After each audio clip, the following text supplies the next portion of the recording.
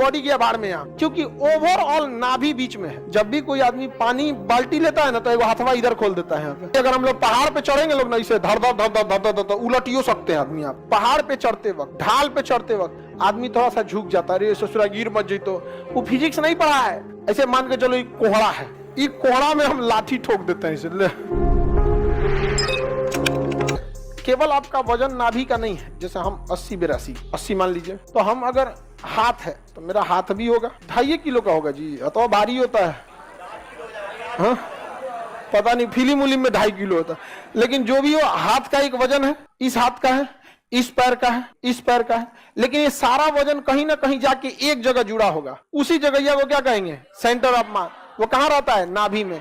वही सेंटर है। अगर हम हाथ इधर कर दें नहीं गिरेंगे, हाथ इधर कर दें नहीं गिरेंगे, पैर इधर कर दें नहीं गिरेंगे, इतना झुक जाएं नहीं गिरेंगे, क्योंकि ओवरऑल नाभि बीच में है। देखिए हम कितना डिफ्लेक्ट हो रहे हैं, लेकिन नाभि मेरा ज्यादा इधर उधर नहीं जा रहा है। देखिए हम इतना झुक जाएंगे लेकिन नाभि कहाँ रह गया? बीच में।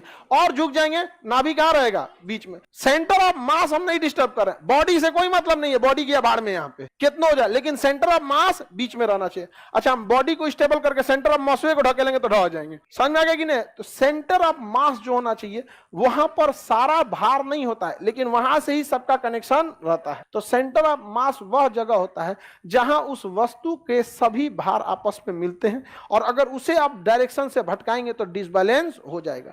तो सेंटर ऑफ मास जो होता है वो किसी भी वस्तु को बैलेंस रखने के काम में आता है। समझ में आ रहा है कि नहीं आ रहा है? सेंटर ऑफ मास घिसकते भी रहता है, कोई जरूरी नहीं कि सेंटर ऑफ मास वहीं रहेगा। जिधर ज्यादा वजन, सेंटर ऑफ मास उधर भाग जाता है। अमूमन सेंटर ऑफ मास सेंटर में रहता है। नाभि हमारे पूरे शरीर के किस में है? सेंटर में, इसलिए वो सेंटर ऑफ मास वहां है। लेकिन अगर हम एक बाल्टी पानी उठा लें तो सेंटर ऑफ मास इधर चल जाता है, सेंटर ऑफ मास इधर चला गया। जिधर बाल्टी का पानी है तो हम तो उलट जाएंगे उधर के लिए। इसलिए आप देखिएगा जब भी कोई आदमी पानी बाल्टी लेता है ना तो एक हाथवा इधर खोल देता है यहाँ पे, चाचा हटियो हो, यहाँ पे पानी लेके चल जाएगा। कहा हो? भैंस के पानी पिए। समझ में आ गया कि नहीं आ गया? भैंस उसको पानी पिलाने लगा, हाथवा का इधर कर देता है, ताकि सेंटर ऑफ मास जो घसका है वो क्या हो सके? बैलेंस हो सके। अब देखिएगा रस्सी पे कोई चढ़ेगी ना सर्कस में लड़की, बैलेंस करने के लिए, तो हाथवा ऐसे कर लेती है।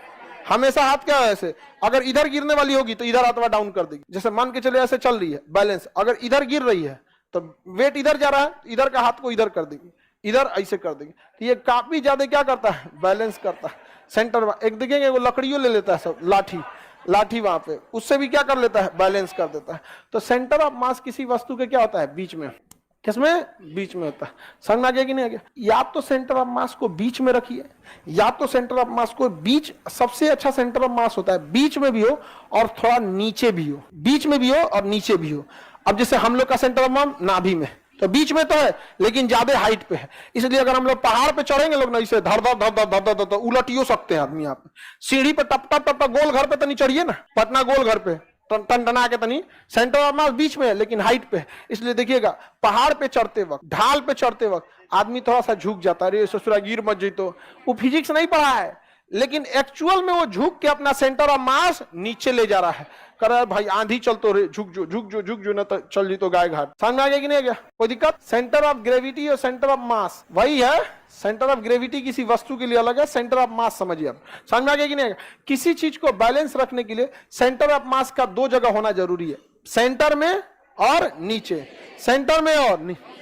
अगर सेंटर में है और नीचे नहीं है तो वस्तु डिसबैलेंस हो जाएगी। जैसे देखिए ध्यान से, बकलोलिया इधर देखो लोग, इधर देख बकलोलिया, पता चलता है सरकारी स्कूल वाले हैं। ठीक है, थोड़ा सा और टाइम रहता ना तो थूर दिए रहते हैं, लेकिन हमको इसमें सेंटर ऑफ मास हटाना है। दांत बाहर मत निकाल, घरे नहीं बैठी हो, तेरा गलती से उनके मम्मी हंसेंगे, वे भी नीचे थूर देंगे हम यहाँ पे। मम्मी पापा भेजे हैं पढ़ने के लिए, 2 साल बाद इसे दांत निकालते रहेंगी, लौटेंगी तो कहीं घर वाला हम लोग को पढ़ने नहीं देता है। दिया तो पढ़ने के लिए, सब अपन लाइफ पे अपने चौपट। ये सब कुल्हाड़ी पे पैर नहीं मारता, सब कुल्हाड़ी पे कूद जाता है सोचा।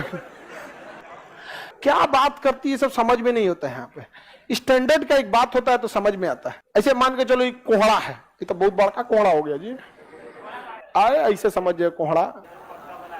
अब कोहड़ा लग रहा है, अरे नॉर्मल कोहड़ा समझिए।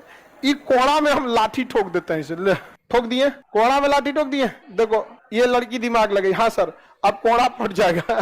अरे हम सेंटर ऑफ मास समझाना चाह रहे हैं, लाठी खड़ा रहेगा कि नहीं? खड़ा रहेगा। इस बेचारी को कोड़ा का चिंता है, दिमाग ठीक लगाती है सब। अब कोड़ा इसमें क्या कहते हैं, भाला ठोक दिए। क्या ठोक दिए? भाला। भाला खड़ा रहेगा कि नहीं? Reason centre of mass centre में है और प्लस में नीचे है। जितना सेंटर ऑफ मास नीचे रहेगा स्टेबिलिटी उतनी ज्यादा रहेगी, स्टेबिलिटी उतनी ज्यादा रहे। अच्छा मान के चलिए एगो भाला हम ऐसे लिए, इस ससुरा के ऊपर आ कोहड़ा ठोक दिए इसे। बताइए कोहड़ा रुकने वाला है? ये कोहड़ा नहीं रुकेगा। काहे? सेंटर ऑफ मास तो सेंटर में है, ये है सेंटर में है कि नहीं है? सेंटर ऑफ मास सेंटर में, लेकिन कहाँ है? कहाँ है? ऊपर। ऊपर है तो क्या हो जाएगा? डिसबैलेंस हो जाएगा। डिसबैलेंस, सेंटर ऑफ मास को ऊपर नहीं जाना चाहिए वरना क्या हो जाएगा? डिसबैलेंस हो जाएगा सेंटर ऑफ मास। तो सेंटर ऑफ मास को